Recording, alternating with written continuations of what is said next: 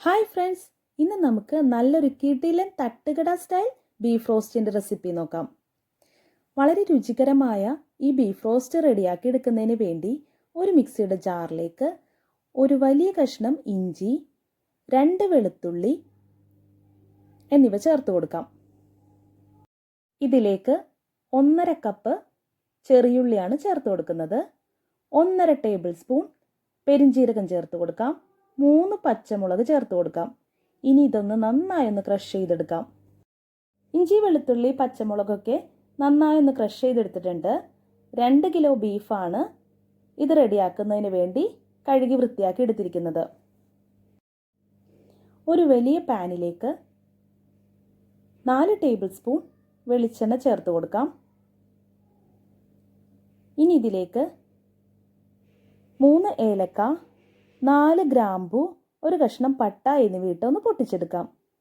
ഇതൊന്ന് പൊട്ടി വരുന്ന സമയത്ത് ഇതിലേക്ക് ക്രഷ് ചെയ്ത് വെച്ച ഇഞ്ചി, വെളുത്തുള്ളി, ചെറിയുള്ളി പേസ്റ്റ് ചേർത്ത് കൊടുക്കാം.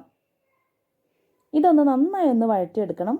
നന്നായി വഴന്നു വരുന്ന സമയത്ത് ഇതിലേക്ക് 3 വലിയ സവാള ചെറുതായി ചോപ്പ് ചെയ്തത് ചേർത്ത് കൊടുക്കാം.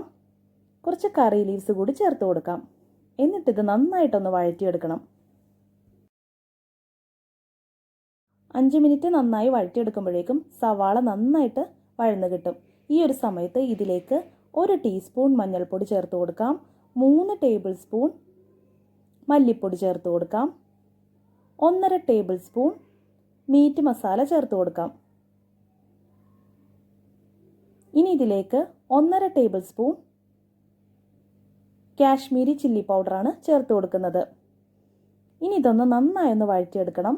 പൊടികളുടെ പച്ചമണം മാറുന്നത് വരെ വഴറ്റിയെടുക്കണം. പൊടികളുടെ പച്ചമണം മാറി വരുന്ന സമയത്ത് ഇതിലേക്ക് ഒരു വലിയ തക്കാളി ചെറുതായി ചോപ്പ് ചെയ്ത് ചേർത്ത് കൊടുക്കാം. ഇതിന് വേണ്ട ഉപ്പ് ചേർത്ത് കൊടുക്കാം. എന്നിട്ടിത് നന്നായിട്ടൊന്ന് വഴറ്റിയെടുക്കാം. തക്കാളി നന്നായിട്ടൊന്ന് ഉടഞ്ഞു കിട്ടുന്നത് വരെ വഴറ്റിയെടുത്ത ശേഷം ഇതിലേക്ക് കഴുകി വൃത്തിയാക്കി വെച്ചിരിക്കുന്ന ബീഫ് കഷ്ണങ്ങൾ ചേർത്ത് കൊടുക്കാം. ഇനി ഫ്ലെയിം ഹൈയിലാക്കി നന്നായിട്ടൊന്ന് ഇളക്കി യോജിപ്പിക്കാം. ഹൈ ഫ്ലെയിമിലിട്ട് ബീഫ് കഷ്ണങ്ങൾ നന്നായി വഴറ്റിയെടുക്കണം. ഒരു 10 മിനിറ്റ് ഇതുപോലെ മസാലയിൽ ബീഫ് നന്നായി ഒന്ന് വഴറ്റിയെടുത്ത ശേഷം ഇതുപോലെ നന്നായി തിളച്ച് വരുന്ന സമയത്ത് നമുക്കിതൊരു കുക്കറിലേക്ക് മാറ്റാം. ബീഫ് പ്രഷർ കുക്കറിലേക്ക് മാറ്റിയ ശേഷം പാനിലേക്ക് 2-3 ടേബിൾ സ്പൂൺ വെള്ളം ചേർത്ത് കൊടുത്ത ശേഷം അതൊന്ന് മിക്സ് ചെയ്ത് കുക്കറിലേക്ക് ചേർത്ത് കൊടുത്ത് നന്നായി ഇളക്കി യോജിപ്പിക്കാം. എന്നിട്ട് കുക്കറിനെ മൂടി ക്ലോസ് ചെയ്ത് 4 വിസിൽ വരുന്നത് വരെ കുക്ക് ചെയ്തെടുക്കാം. ആദ്യത്തെ വിസിൽ ഹൈ ഫ്ലെയിമിലും പിന്നീടുള്ള 3 വിസിൽ ലോ ഫ്ലെയിമിലിട്ട് വേണം കുക്ക് ചെയ്തെടുക്കാൻ.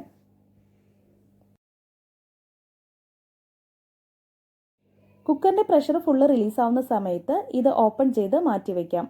ഇനി ഒരു പാൻ അടുപ്പിൽ വെച്ച് ഹീറ്റ് ചെയ്യാം. ഇതിലേക്ക് 2 ടേബിൾ സ്പൂൺ വെളിച്ചെണ്ണ ചേർത്ത് കൊടുക്കാം. വെളിച്ചെണ്ണ നന്നായി ചൂടായി വരുന്ന സമയത്ത് ഇതിലേക്ക് അരമുറി തേങ്ങയുടെ തേങ്ങാക്കൊത്താണ് ചേർത്ത് കൊടുക്കുന്നത്. തേങ്ങാക്കൊത്ത് ചേർത്ത് നന്നായി ഇതൊന്ന് വറുത്തെടുക്കണം. ഇതിലേക്ക് 1/2 ടീസ്പൂൺ പെരിഞ്ജീരകം ചേർത്ത് കൊടുക്കുന്നുണ്ട്. കുറച്ച് കറിവേപ്പില കൂടി ചേർത്ത് കൊടുത്ത് ഇതൊന്ന് നന്നായി ഫ്രൈ ചെയ്തെടുക്കാം. തേങ്ങാക്കൊത്തിൻ്റെ കളറൊക്കെ ഒന്ന് ചേഞ്ചായി വരുന്ന സമയത്ത് ബീഫിൻ്റെ ചാറ് മാത്രം ഇതിലേക്ക് ഒഴിച്ചു കൊടുക്കാം.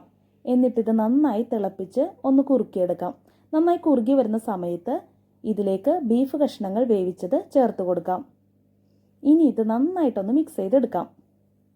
ഇനി ഇത് തിളപ്പിച്ച് ഹൈ ഫ്ലെയിമിൽ പറ്റിച്ചെടുക്കണം. ഇതുപോലെ ഇളക്കി പറ്റിച്ചെടുക്കണം.